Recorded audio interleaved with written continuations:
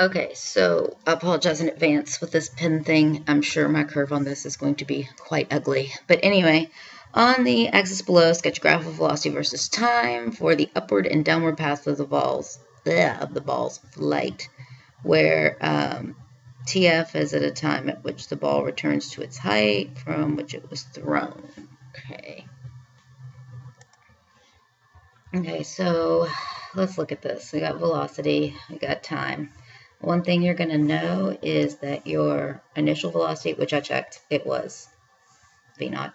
Your initial velocity, we don't know how much more, but it is going to be more than your terminal velocity. So I'd probably pick this for terminal velocity or something like this because it's a nice line. I wouldn't pick this one because remember the other one has to be, your initial has to be more.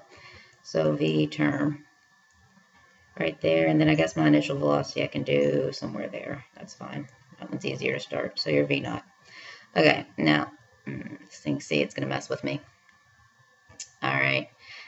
Basically, I'm kind of practice sketching this first. If I had these two things, it's going to look something like that. It's going to need to flatten out. So let's see if I can do this. Now, also, it's going to take, remember, it needs to cross this axis. There needs to be more on this side. There needs to be more under than over. Where that happens, well, let's see how well I draw this. That's probably completely exaggerated. This isn't going to be happy no matter how I do it. Okay, so just need to deal with it. All right. See, that's your halfway mark. I just need to, like, do this one slightly concave before my halfway mark, and then that needs to be flat. Yeah, that is way, well, yeah, it's pretty ugly. Okay, but something like that, and I would be like,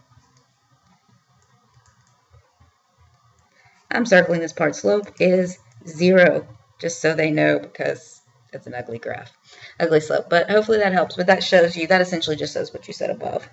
And the big things that you need to look for here is that V0 is greater in magnitude than velocity terminal, and that this thing is concave. It flattens out where you hit your terminal velocity. So it needs to be like flat line, slope is 0, and it needs to cross your horizontal axis before the middle, because it took, based on this statement.